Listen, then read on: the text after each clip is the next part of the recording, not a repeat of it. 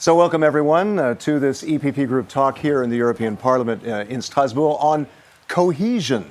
What is cohesion? Well, it is the billions in funding that the EU provides to develop regions, to correct imbalances, especially in the green and digital transitions, to make sure that we're all developing as we should across the EU 27. And joining us to discuss this is Isabel Benjumea from Spain. Isabel, you are the vice chair of the Regional Development Committee.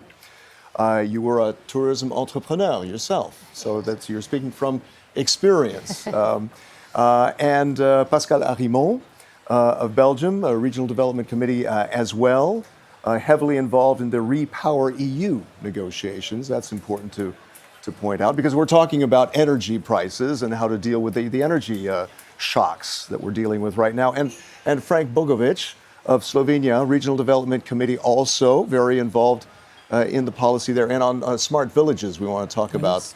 We want to talk about that. Let's begin with Isabel as the vice chair of the committee, the Regi Committee.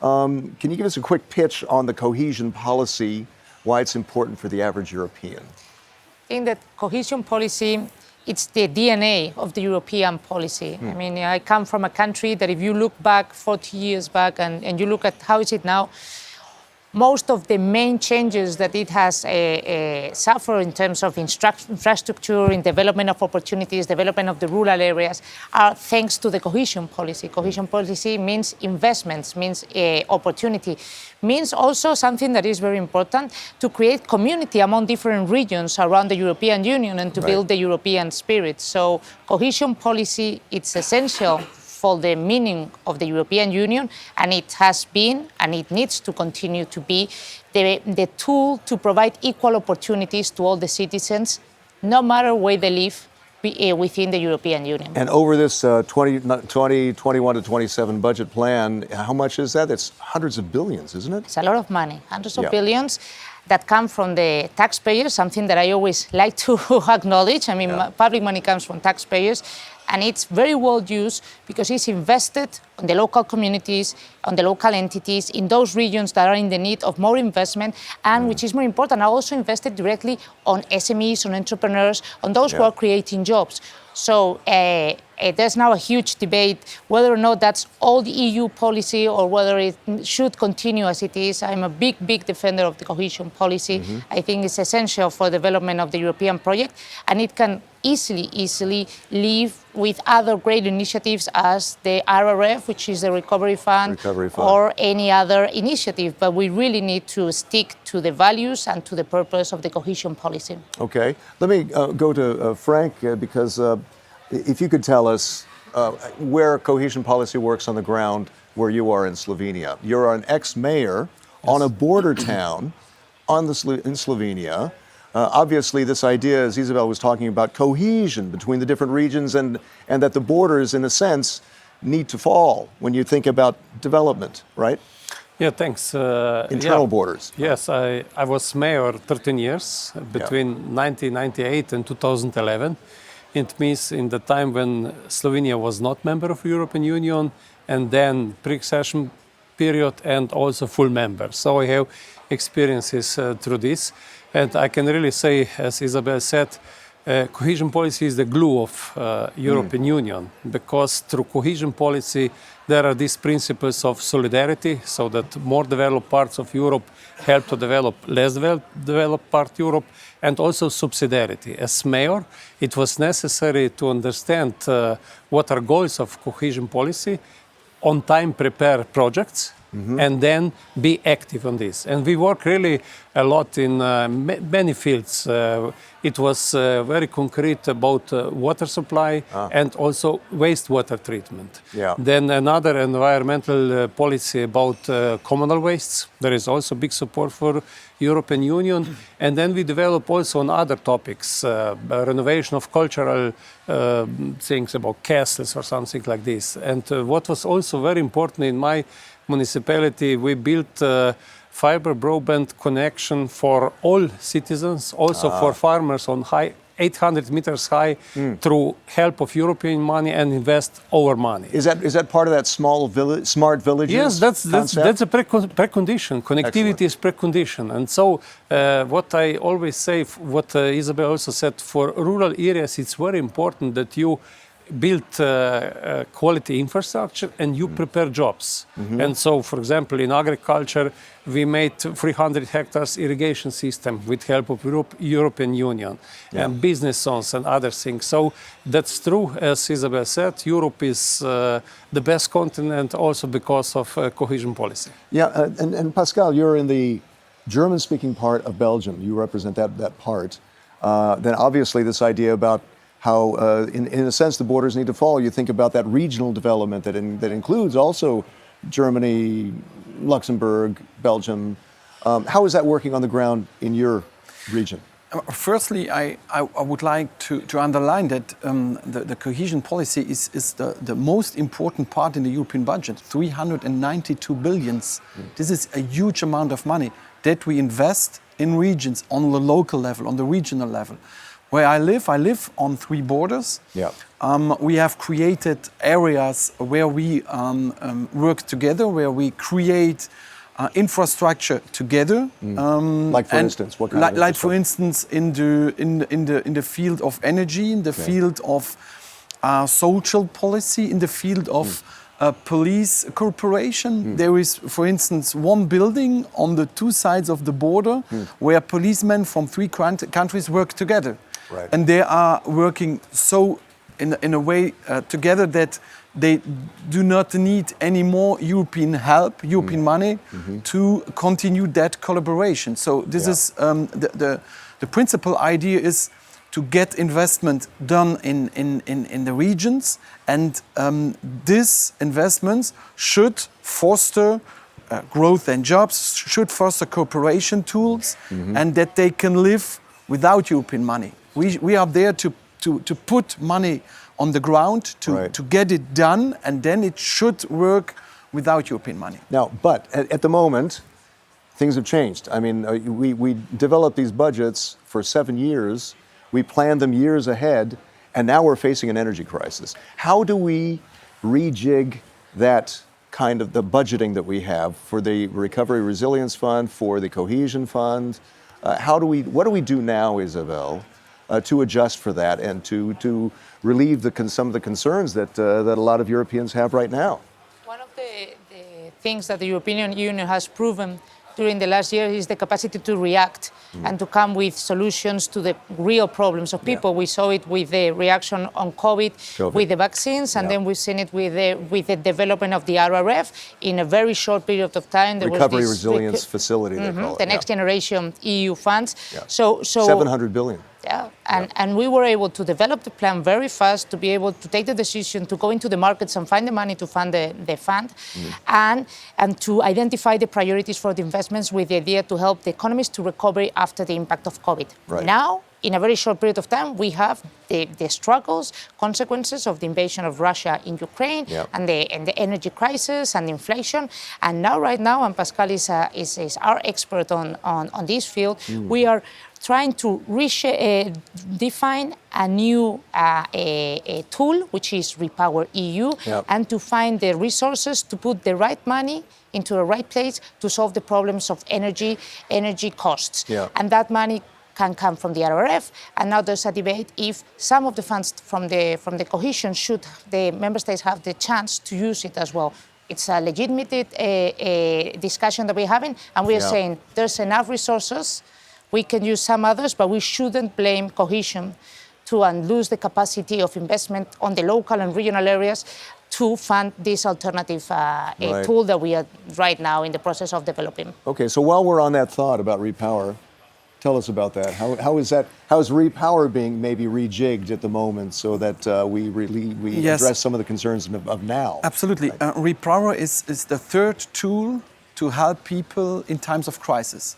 We had the financial crisis, money came from cohesion. We had the pandemic, money came from cohesion to help quickly people on the ground.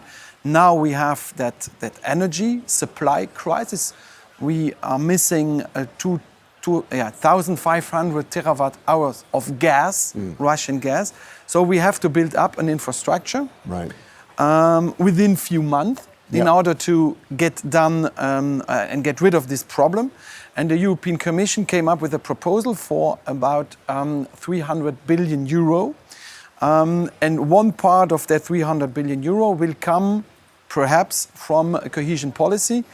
And we are trying to negotiate how that money could and should be spent. It's a short-term investment that has to be financed. And this is a difficult question because normally investment in infrastructure for energy are long-term investments. Here we have to act quite rapidly, very fast, and we are trying to do that. Normally such kind of files are negotiated during months. We had to do it in 3 weeks. So, and therefore we are trying to get money into that file, into that program, but to spend it in a way that cohesion policy will remain and will not, afterwards, that people could say we do not need cohesion money because we do it in another way and we do it without a region, we do it without the local authorities. I want that the money will be spent in the method that we defined before, but in a fast-track procedure. Fast track. So concretely, what does that mean? What kinds of energy, what kinds of infrastructure do we need we have to build up now, 5 minutes ago? We have to build up terminals for LNG. We have to build up interconnectors between countries because what we see is an energy market in Europe who is still organized in 27 different regions and silos. So we have to interconnect all those things and we have to build up, and this is quite important, renewable energy sources. Because we have to replace gas. That could be done by renewable sources, and therefore we have to invest now in the next 2 years really much money to have that, to replace that gas that we are missing actually. Okay. On the ground then, for you, Frank, what do you see in terms of address? We're facing a cold winter ahead. How do we address that? Yes, like colleague said, cohesion policy is driver of changes. You know, I know when I was mayor, we observed what are goals, what is the vision of Europe on different topics, and then we also rethink about our vision. And many times it means that we get money from cohesion policy, but we invest also other public money for local budgets, for regional budgets, and what is also very important is driver also for private sector. To change the society in a low carbon society, we will spend a lot of money, and money from people, money from companies, and some figures are that only about 15% of this money will be public money. It means European, other money will be private. And so it's a big responsibility also of cohesion money and other money to target the right goals. And here we come to these concrete projects on the ground. For example, as I said, I was mayor at that time. We made a lot on energy efficiency, energy efficiency of public housing, public buildings, so insulation. Schools, insulations, and other heat systems, renewable on the roof or something like this. These are very important. A lot of in Slovenia, from country from which I am, we have our country is 60% covered by forests, so wooden biomass is also a good source and also make society more resilient, either on private level or other things, also as country, as primary energy, which is in the country. So these are very important topic, and as I said, it's very important to know that this is we speak about billions, but at the end of the day, this is only a small part of the money. But it's important that we go in the right direction, that we are driver of changes also through these policies which are behind cohesion policy and other recovery and resilient fund and other things. So we can help, in that direction. Isabel, what about for small and medium enterprises, and that Frank was mentioning that most of this investment is going to have to come from the private sector to make this energy transition, right? Absolutely. I mean, I think we need to acknowledge two things regarding SMEs and the small entrepreneurs. First of all, is that they have a limited capacity to overcome to this situation of raising of the prices. So they are facing the day-to-day crisis with more difficulties than the large companies. So that's something that we need to acknowledge. That means we need to react fast and bring the solutions very, very urgently into the table. But then on the other hand, are the small entrepreneurs and the small and medium-sized companies, usually the ones that are innovating the most, that are developing those technologies, those capacities that perhaps are the ones that we need to overcome this crisis situation. So they need to also be receptors of big investment in order to develop their technologies and to be able to offer to the markets. And how can we achieve that?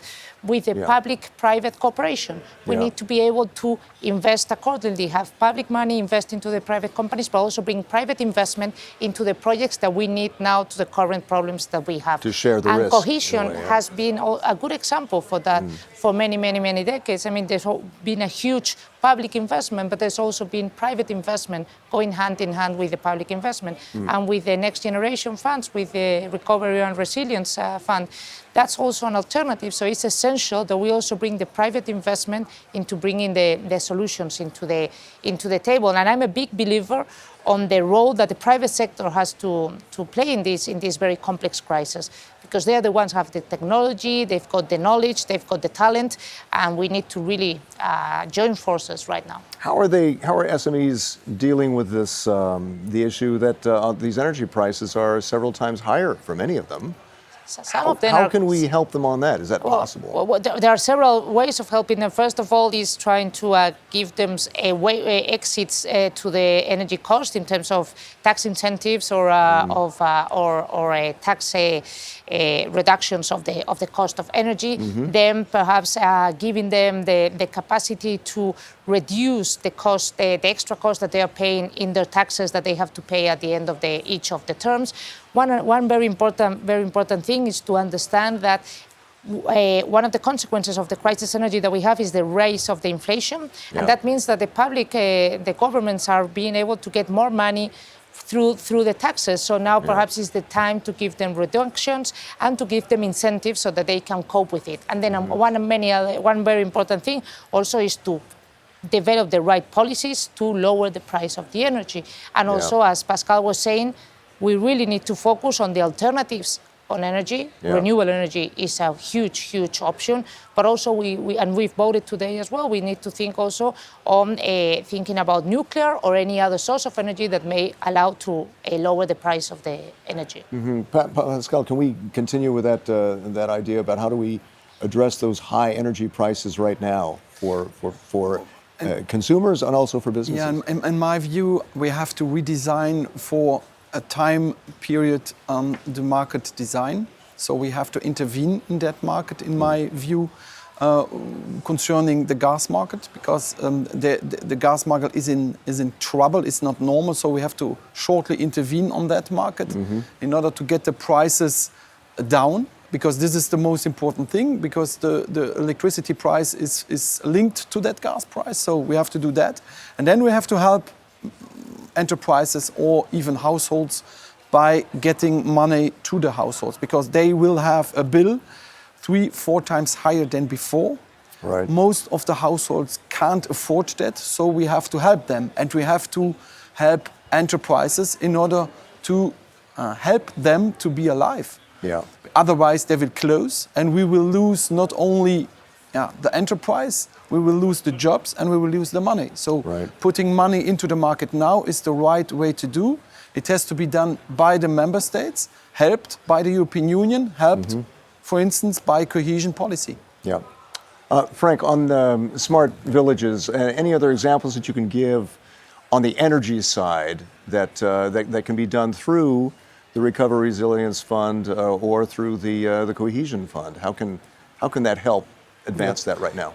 Yeah, when we speak about smart villages, we speak mostly about rural areas, and in rural areas we have a lot of opportunities in renewables, for example, solar, wind, wooden biomass. So this is a big opportunity, and we know that in last years there is more and more solar on the roof, and it reduces costs for the household, and also some people can get some money back. But when we come to this crisis, as Arimont said, I fully agree with him. We cannot solve this problem with subsidies and help of. We must help on short term. Yeah. But this is such a big amount of money. We said there is 390 billion for 7 years for EU 27. Germans said they will invest 200 billion in short term, half of whole cohesion policy. So these figures we have, we cannot solve this problem. This problem must be solved with normal price of energy and also responsible answer on European level. So I fully support solar, wind, but I'm sure it's not enough. It will be necessary also think, like Isabel said, about nuclear, about new diversification of gas supply, because we need this basic energy which is complementary with renewable. And here is very important that we follow this principle end. All sources of energy, wind, solar, hydro, nuclear, gas, and not to have a crazy competition between these sources. It must be complementary, and through this and to produce enough energy, we will reduce the price. The price is so high in Europe because of big dependence on Russian fossil fuels, which is not easy to replace in short term. And these solutions must be short-term solutions. Long-term solution must be normal market and normal price of energy. Yeah, a lot of this is long-term or medium-term. What can we do in the short term? What is, as Vice Chair of the Regional Development Committee, what action can be taken now? What action is being considered now in the Regional Development Committee? Right now, we are actually, tomorrow, Thursday, we'll be voting in committee on the Repower EU. So we are moving very, very, very fast because we understand that we really need to have solutions on the ground rapidly. And there's also, and this goes hand in hand with the Recovery and Resilience Fund, that we are also rethinking on the new objectives of investment that the member states can use those funds in their new modifications of the national plans. That means that the member states now can identify new priorities, and they will have rapidly funds to invest in solutions in terms of energy or in terms of injecting liquidity into the economy, in terms of bringing the money into the companies. So I really believe that the European Union has really developed 3 very useful tools that they are very compatible and that they are bringing rapid solutions. But we need to be honest, and I think the citizens are all grown up and they understand that in a crisis like we are right now, we are trying to develop the right solutions, but, and I think Pascal has been very honest, they'll be facing difficulty times. We need to acknowledge that, and we need to constantly be thinking on the solutions to that. Okay. Can we do a quick lightning round, final thought? Can we reassure Europeans out there that we're doing as much as we can to address this energy issue through regional development? This Pascal? is a huge crisis, and we have to face it, and we have to react quickly, and we are doing that. Like Isabella said, tomorrow we will vote on the chapter of cohesion policy in that Repower EU file. We will, which you negotiated. Which I'm actually, at that time now, I'm negotiating, and we are speaking about 27 billion of euro. Okay. This is the amount that cohesion policy could deliver. And this is money that has to be now put into the region and local authorities and that level, because we could not leave alone the households and the SMEs. We have to help them, and we must put that money into the markets in order to help them. Frank, final thought, Mr. Mayor? Yes, we are in energy war. This is not crisis, this is the war. Yeah. And it's very important that we keep unity, that we try to find common solutions.